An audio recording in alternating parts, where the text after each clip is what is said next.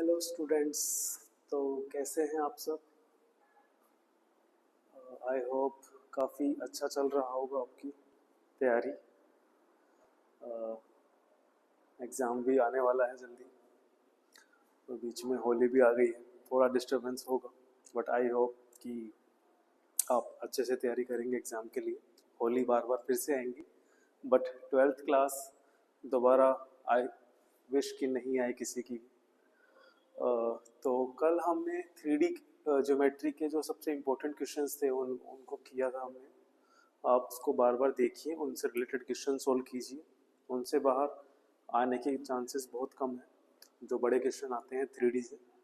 Angle between two lines का रह गया था, तो आपने वेक्टर में पढ़ चुके हैं ऑलरेडी।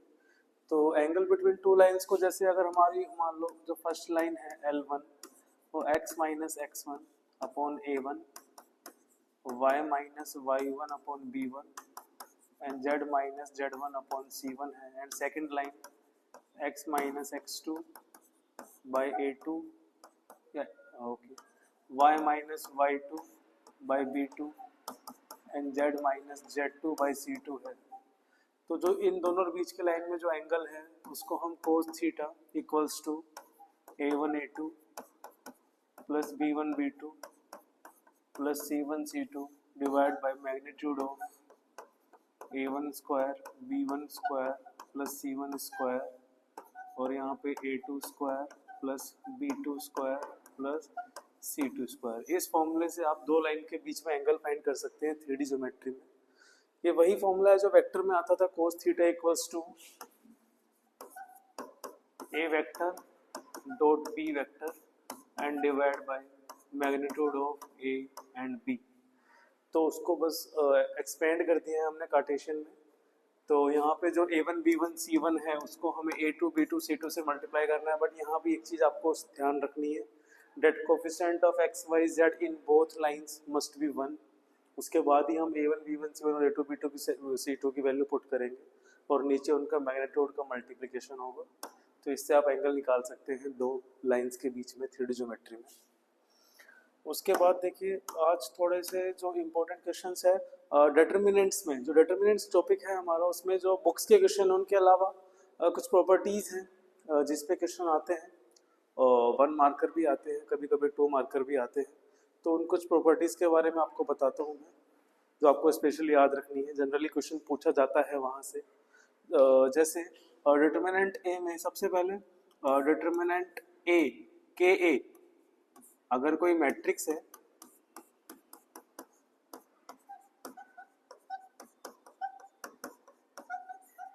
और उसका जो ऑर्डर है वो n है, यानी n इंटू n।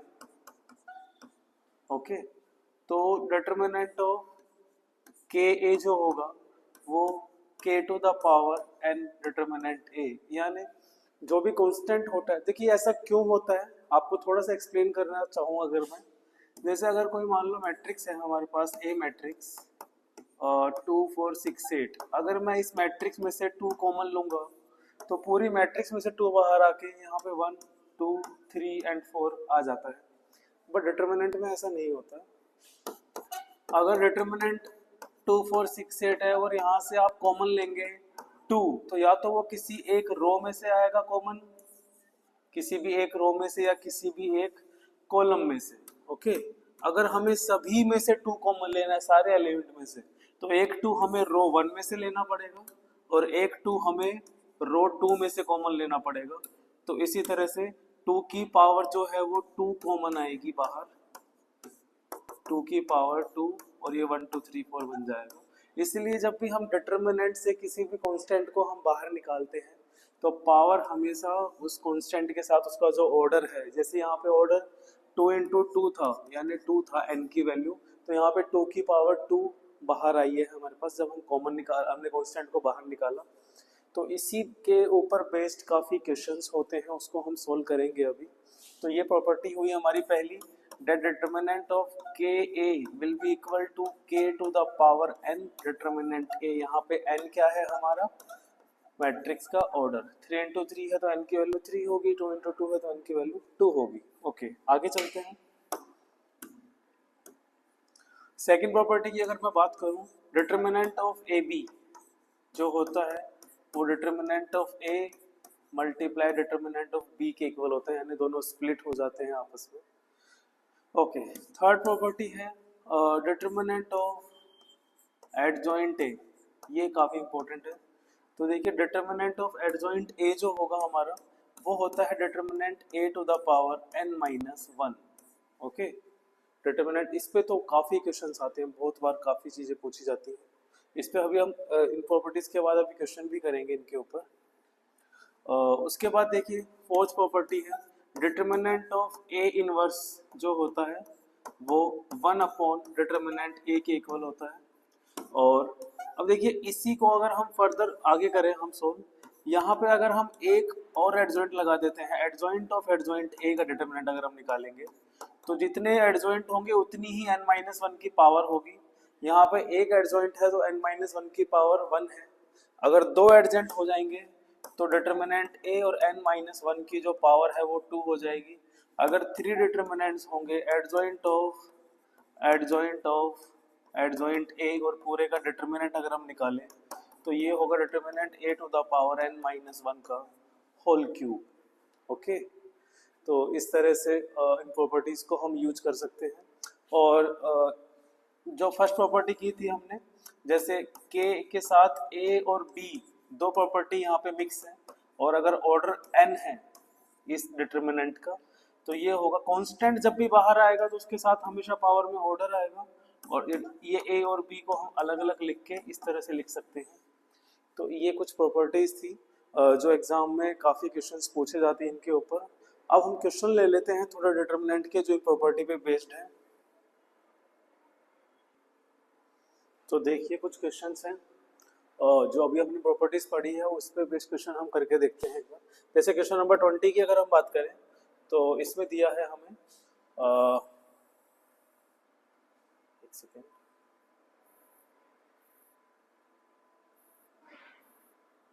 ओके, तो 20 क्वेश्चन दिया है if A is a square matrix of order 3, यानी n हमें 3 दिया है, n की वैल्यू 3 है और डिटर्मिनेंट a की जो वैल्यू है वो -2 है और हमें फाइंड करना है -3a का डिटर्मिनेंट हमें फाइंड करना है। तो देखिए अभी मैंने आपको बताया जो भी कांस्टेंट है वो डिटर्मिनेंट से बाहर आता है तो उसके जो पावर में है वो ऑर्डर आता है।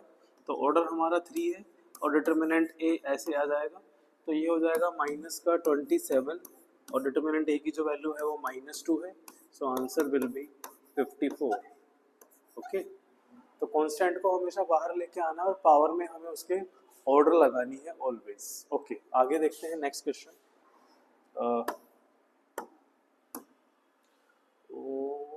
क्वेश्चन नंबर 21 देखिए हमें गिवन है ए जो है वो ट्वाइस ऑफ बी के इक्वल है मैट्रिक्स और ऑर्डर जो दिया है हमें वो 3 दिया है, 3 इंटू 3 यानी n की वैल्यू 3 है और डिटर्मिनेंट b की जो वैल्यू है वो 5 है। तो ये हमसे डिटर्मिनेंट a की वैल्यू फाइंड करवाना चाह रहा है, तो we can easily find the answer. तो ऑन डिटर्मिनेंट बोथ साइड, जब हम बोथ साइड डिटर्मिनेंट करेंगे यहाँ पे both are square matrix, they must be square matrix because we can only find the determinants of square matrix only। तो जब हम दोनों तरफ डिटर्मिनेंट करेंगे तो यहाँ पे हम डिटर्मिनेंट इस तरह से लिख देंगे दोनों पे। तो डिटर्मिनेंट ए तो हमें फाइंड करना है 2, जब कांस्टेंट बाहर आएगा डिटर्मिनेंट उसके साथ ऑर्डर आएगा n और determinant b as it is रहेगा।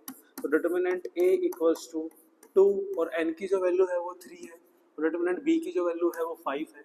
तो ये हो जाएगा 8 5 40 will be value of determinant A। तो easily we can find next।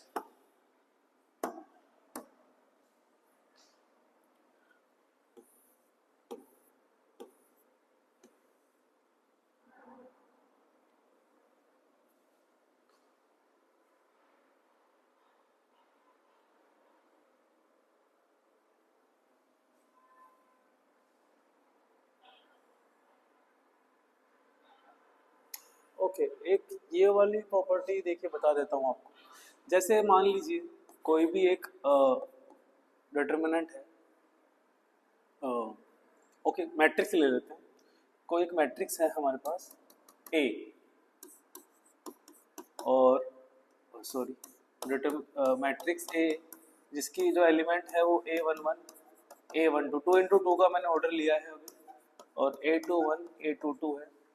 और अगर मैं इसके कोफैक्टर्स निकालता हूँ तो इसके जो कोफैक्टर होंगे वो C11 C12 C21 and C22 होंगे।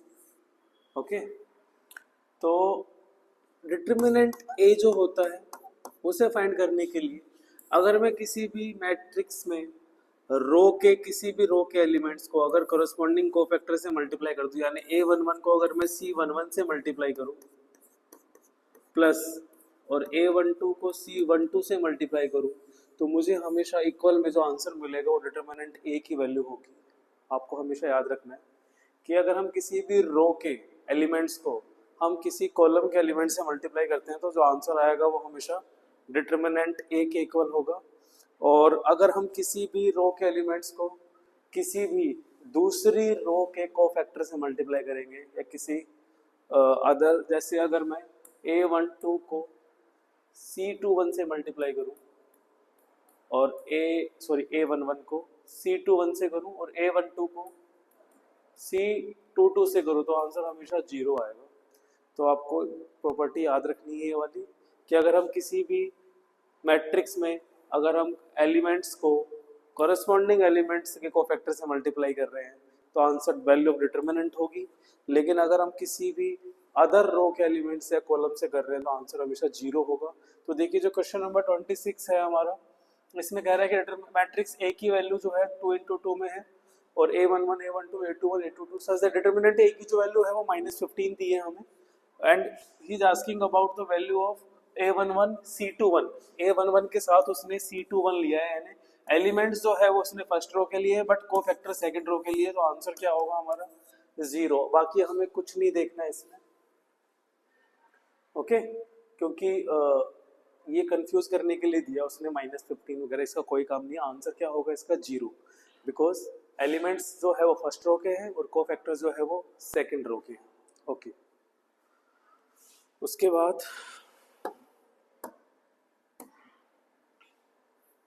ओके क्वेश्चन नंबर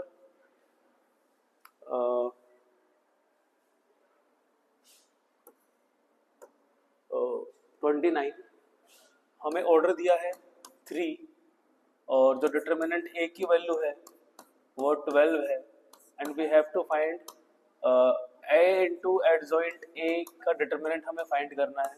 तो इसे हम determinant a into adjoint a लिख सकते हैं, और डिटर्मिनेंट ये एडजॉइंट ए जो होता है हमने पढ़ा था डिटर्मिनेंट a⁻n−1 होता है।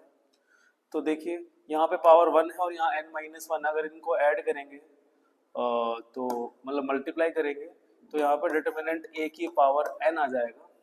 ओके, और डिटर्मिनेंट a कितना है हमारा 12 और पावर यानी ऑर्डर कितना है 3, so answer will be 12³ okay. उसके बाद ये भी हम फाइंड कर सकते हैं, एडजॉइंट ए की जो वैल्यू दी है हमें वो 8 है और डिटर्मिनेंट ए, तो इसकी जो फॉर्मूला होता है वो डिटर्मिनेंट a⁻n−1 होता है। तो okay, so it is 8 n-1, determinant A find करना है हमें। n जो दिया है हमें ऑर्डर वो 3 दिया है, तो 3 - 1 = 8, तो डिटर्मिनेंट a² = 8। तो डिटर्मिनेंट ए की जो वैल्यू होगी वो 2√2 यानी √8 की जो वैल्यू ±2√2 हो जाएगी हमारी। ओके,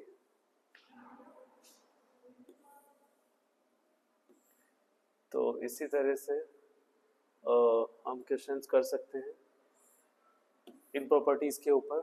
आई होप आपको प्रॉपर्टीज समझ में आई होंगी। इन पे एक ना एक क्वेश्चन हर बार पूछा जाता है, तो इनको आप अच्छे से एक बार पढ़ के प्रैक्टिस कर लीजिएगा। Thank you so much.